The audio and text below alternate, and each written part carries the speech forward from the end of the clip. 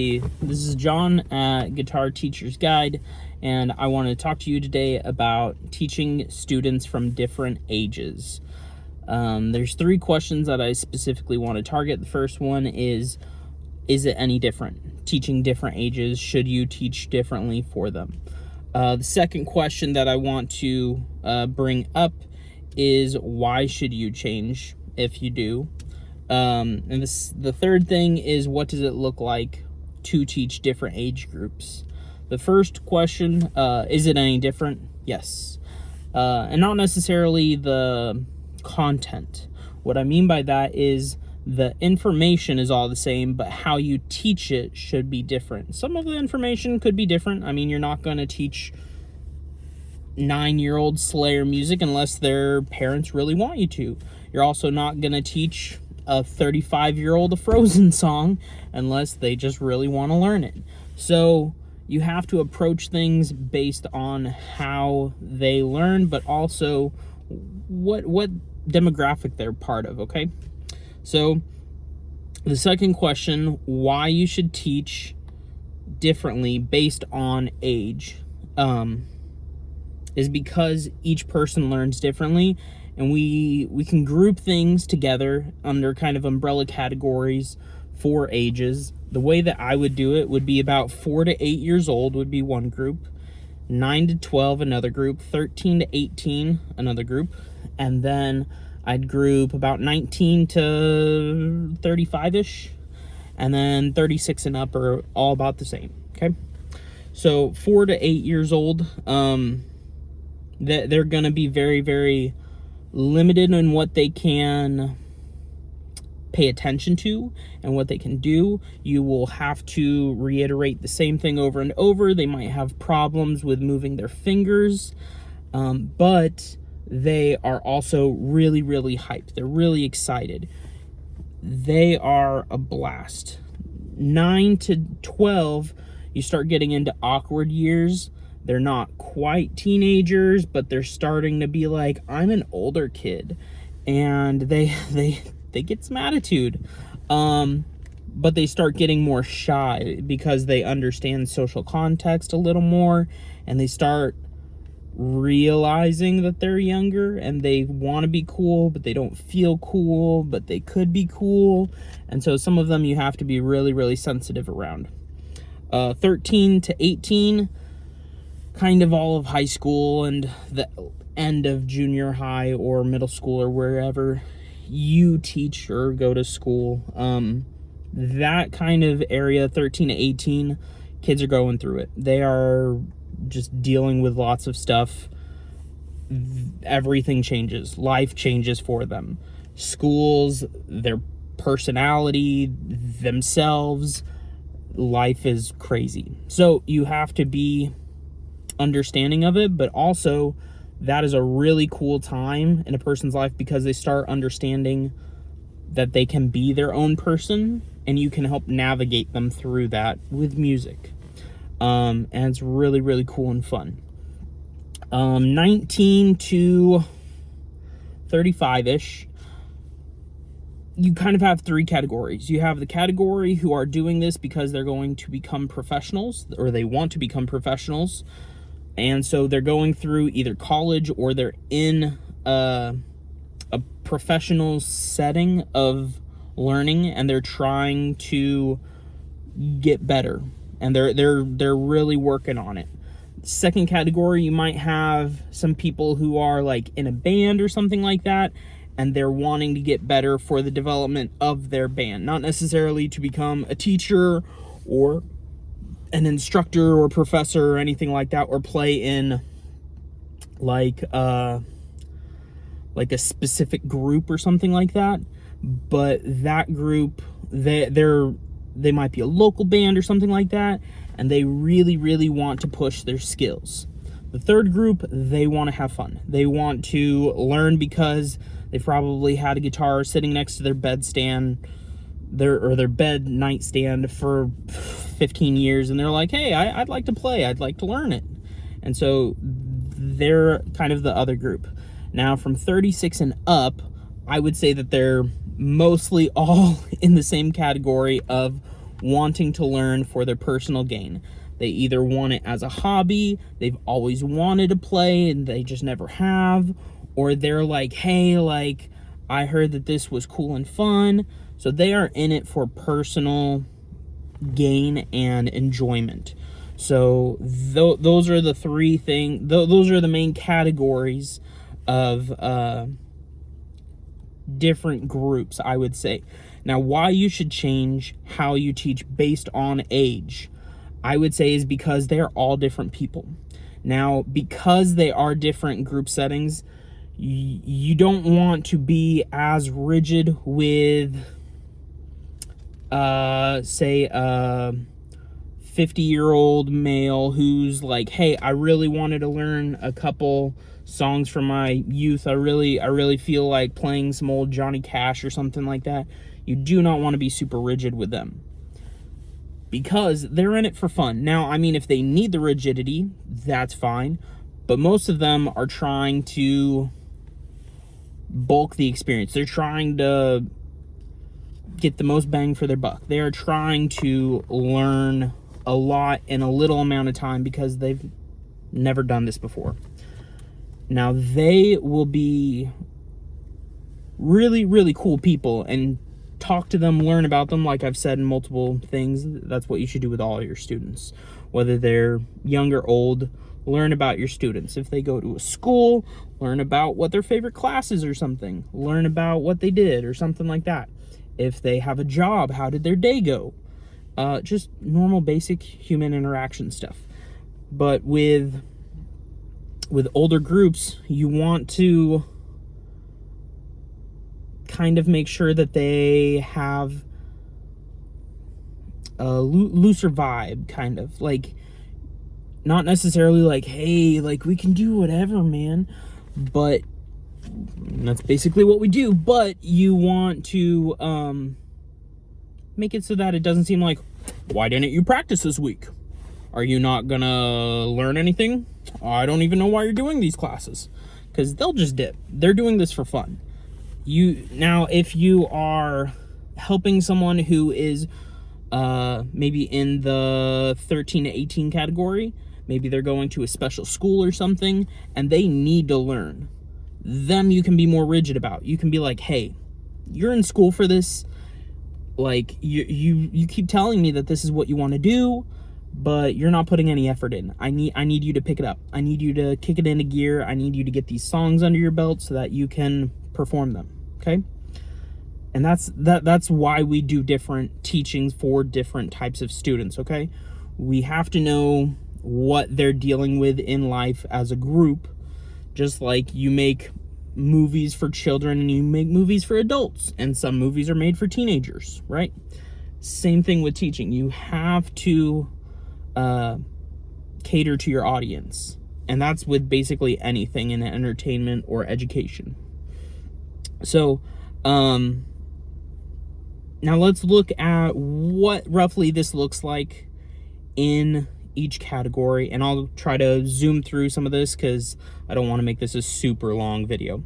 So 4 to 8 year olds, again, they are children. They are young, they are encourageable. You can have a lot of fun with them. You should probably take a lot of breaks. Now, I don't mean breaks as in like, okay, let's stop, go get some water, it's been hot. Like, you can do that if they absolutely need it, or if they need to use the restroom, by all means, let them. But if you should probably give them small brain breaks. You should probably give them something small to do. Maybe just a high five, or maybe you could play a small game if you know any that are like really, really short. Or maybe you could take turns in a game at the end of every line they do. But you want to make sure that they are having as much fun as possible. You want them feeling successful. Build up, oh, you just learned that measure. Whoa, that only took you like 2 minutes. That is amazing. You want to build them up. You want to hype them up, okay? They will keep building that, and you can lessen that over time. You do not have to remain hype all day long with everything, okay? But you do want them encouraged. You want them knowing that you are excited for them to achieve things, because that's what a lot of kids want. They want the satisfaction of being told that they're doing well. Now, 9 to 12, it varies. They're a little more awkward because of their age range, but some of them are really excited, especially if they're first learning. You do not have to teach them the coolest thing ever. You don't have to start them in on some crazy riffs or anything like that. Sometimes those kids are just hype to be able to play Mary Had a Little Lamb. They're really excited that they get something full under their belt. They're really excited about that. So make those things big too, because they're a little more awkward. They want to be more of a cool person, and the more you're like, dude, that was really cool, maybe make it more personalized and see if they can play, hey, can you come up with like a small little line that sounds really cool, even if it's something that they heard. Do it. Like, show them a little bit of their music that they like, because they love it. Now, that age, some will talk your ear off, some won't open their mouths to speak to you. They're very inconsistent, but they're really a fun group. 13 to 18, they are potentially the hardest to teach because there is such a wide variety. You have kids who are dedicated, who could probably outplay a lot of adults that I know who are professionals, but at the same time, there are some that couldn't play a single note. And that's not a bad thing. That's why you're the teacher.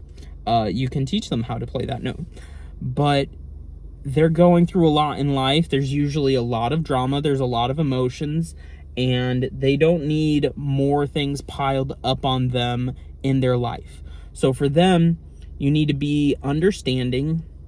You need to make sure that you relax, that you make the environment comfortable for them. Now, if they need a little more rigidity based on the individual person, great, give them a little more. If they need a little bit more relaxed environment, great, give them a little more relaxed environment. If they're like, hey man, I'm so sorry, I didn't practice at all this week. Be like, okay man, that's cool. Like, is there anything I can do to help you practice? Lead into it, make it a you thing. Be like, oh man, no worries. Let me write down a practice regimen for you. I didn't even think about that. My bad. Because they can go back and forth. Some of them will probably play the song that you gave them, play 3 other songs that you haven't given them, play another couple songs that they talked to you about that you were planning on showing them that week, but they've already gone through it. And they will just do that. That age group is wild. So remember that you will have to think on your feet for that age group. Now, 19 to 35, they're all adults, okay? You are teaching people who know roughly what they want. They either want you to help them with what they're already working on. They want you to help them with things like very structured things. Some might be like, hey, I suck at music theory. Can you teach me music theory stuff? Some might be like, hey, I'm terrible at playing riffs. Can you help me learn some like lead solo type stuff? Which I know riffs are more on the others. Anyways, the other category is you'll have students who don't know what they want, but they want you to help them. They'll say like, I don't know, like, you're the teacher, can you help me learn guitar? And you have to kind of just gently lead in. You might have to kind of with the others just figure out roughly what they like. Maybe pick a song that you think could be easily learned. 2 or 3 chord songs are perfect. A lot more chords with older students if they're just learning for fun. And then, yeah, like, just make it so that they are getting what they want out of it. They should be highly involved in their education for it. They should be coming to you with what they want to get out of it, and then you have to interpret what they want and figure out how to frame that for them. Now, the 36 to up, which, I mean, these groups can fluctuate. These aren't perfect categories or anything like this. This is just based on my experience, and very, very roughly and loosely, okay? 36, especially for the older groups, okay? 36 and up, so just adults who are in it for fun. You want to make them have fun. You want them to be able to leave being able to play more music than they came in. If you get the one-off who's like, hey, like, I really want to learn how to play some Slash solos or something like that, that's fine. A lot of older adults want to learn how to play chords so that they can accompany themselves, or so that they can play some songs for their kids, or so that they can do something in more social interactions. Like, I know a couple parents that they get together and they play, just in a small group, they play some banjo and acoustic guitar stuff. So, yeah, they want to have lots of fun. It's kind of the same as the 4 to 8 group, but these people will dip out if you're not giving them a value for what they're paying for. If you are not helping them, they will just leave because they know they don't have tons of time, and if you're just screwing around, they don't care to. Okay? So to answer the questions, the first question, yes, teaching different ages is different, and it is also important. 2, I'm forgetting my own questions. Why should you change how you teach based on age? And that is because everyone is different, and age groups, they're a thing for a reason. That's why we have certain ages and certain grades in school. That's why we have certain ages for video games, for movies, for books. It's because it's easier to reach a group of people rather than individuals. So we start with a target of the mass, and then we narrow it down to the individual person so that we know what they need individually, specifically. And the third question that we asked was, what does it look like to teach different ages? We kind of went through that, and I hope that helps some people. But yeah, no one fits into one group perfectly usually, but I hope these kind of help you with a starting point to be able to figure out who you have in your classroom, your studio room, your living room, wherever you're teaching, right? But yeah, please remember to subscribe, comment if you have any questions, and let's chat again soon. See ya.